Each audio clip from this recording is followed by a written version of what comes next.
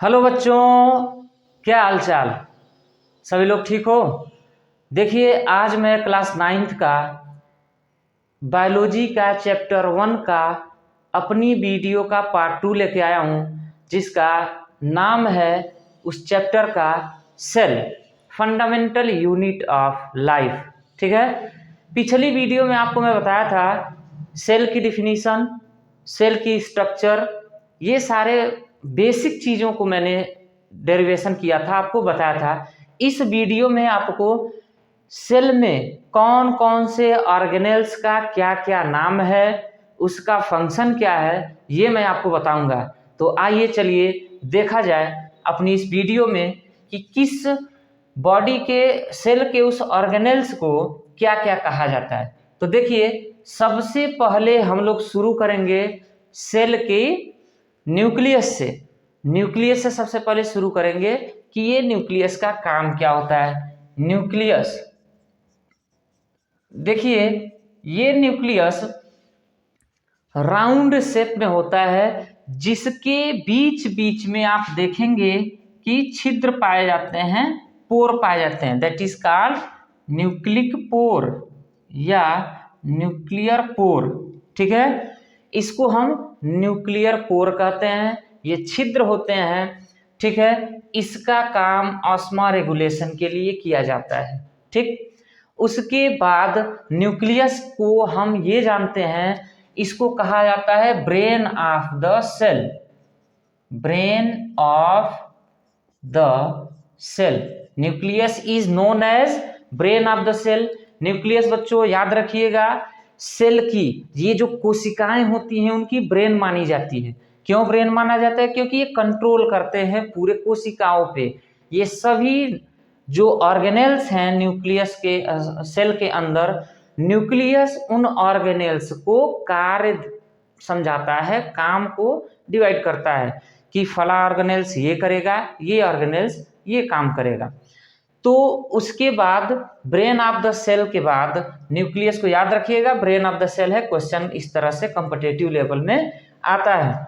उसके बाद उसके बाहरी सरफेस पे आप देखेंगे न्यूक्लियस के, तो टेढ़े मेढ़े संरचना पाए जाते हैं, जिसे हम EPR कहते हैं। उसका फुल फॉर्म होता है इंडोप्लाज्मिक रेटिकुलम। EPR का फुल फॉर्म इंडोप्लाज्मिक रेटिकुलम। ये 2 टाइप के होते हैं, 2 टाइप्स के होते हैं। पहला नाम होता है SER, जिसका मतलब है स्मूथ इंडोप्लाज्मिक रेटिकुलम। दूसरा नाम होता है RER, जिसका मतलब होता है रफ इंडोप्लाज्मिक रेटिकुलम। ठीक है बच्चों, याद रखिएगा इसका नाम। ये 2 प्रकार के होते हैं, smooth endoplasmic reticulum, rough endoplasmic reticulum. Next अगर चलेंगे, इसके बाहर चलेंगे, तो आप देखेंगे कि इसमें फ्लूइड भरे होते हैं, जो कि मैं पिछले वीडियो में आपको बताया हूं। इसमें फ्लूइड भरे होते हैं। इस फ्लूइड का काम ये होता है, ये मॉइस्ट बनाए रखते हैं। इसको कहते हैं साइटोप्लाज्म। इसको साइटोप्लाज्म कहते हैं बच्चों। इसका मुख्य कार्य यही होता है, न्यूट्रिशन लिए रहते हैं अपने इस लिक्विडी सब्सटेंस में, और जितने भी ऑर्गेनेल्स हैं, सेल ऑर्गेनेल्स हैं, सबको तरल भाव अंदर पैदा करते हैं, जिससे नमी बनी रहती है सेल में। ठीक है, सेल ड्राई नहीं हो पाता है। नेक्स्ट अगर आप चलेंगे तो देखेंगे बड़े बड़े, ये प्लांट सेल का स्ट्रक्चर है, इसमें बड़े बड़े 2 साइड में वैक्यूल पाए जाते हैं। They are called food vacuole. क्या कहलाते हैं बच्चों? Food vacuole. जैसा कि नाम से ही पता चल रहा है, ये फूड वैक्यूल हैं। फूड वैक्यूल का काम होता है भोजन को संग्रहित करना, फूड कंजर्वेशन करना। ठीक है ना, जो प्लांट के द्वारा फूड को प्रिपेयर किए जाते हैं उनको कंजर्व करते हैं फूड वैक्यूल। ठीक, एक्सेप्शन है, याद रखिएगा, कॉम्पिटिटिव लेवल के एग्जाम में आता है एक्सेप्शन। प्लांट सेल और एनिमल सेल में किस प्रकार की एक्सेप्शन होती है? तो फूड वैक्यूल की ही एक्सेप्शन होता है। एनिमल सेल में फूड वैक्यूल या तो पाया जाएगा तो छोटा और नहीं तो अब्सेंट होता है।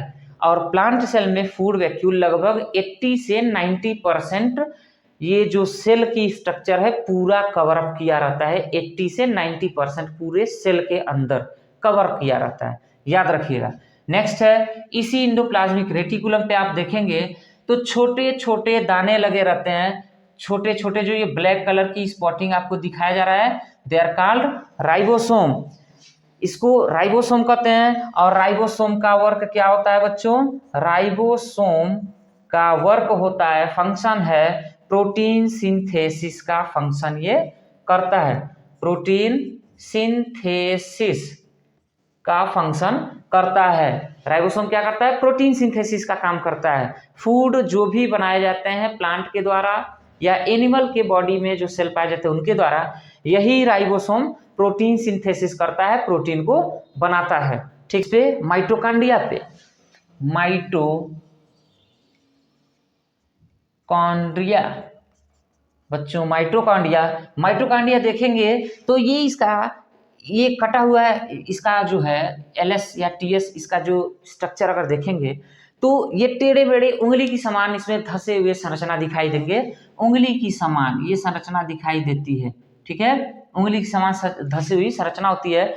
Mitochondria is known as power house of the cell, power house of the cell. याद रखिएगा, ये भी हमेशा बहुत बार आप लोग देखे होंगे कि ये क्वेश्चन आता है कि which organelles is known as power house of the cell, तो क्या होगा बच्चों? माइटोकांड्रिया होगा। Mitochondria is the power house of the cell, ठीक है। यह एनर्जी बनाती है एटीपी में, एडिनोसिन ट्राइफॉस्फेट में माइटोकांड्रिया क्या करती है? एनर्जी बनाती है। और आपातकालीन स्थिति में, इमरजेंसी की स्थिति में सेल को वो एनर्जी प्रोवाइड कराती है। कौन? माइटोकांड्रिया। उसके बाद लाइसोसोम, लाइसोसोम को कहते हैं, इसका भी एक नाम होता है। Lysosome is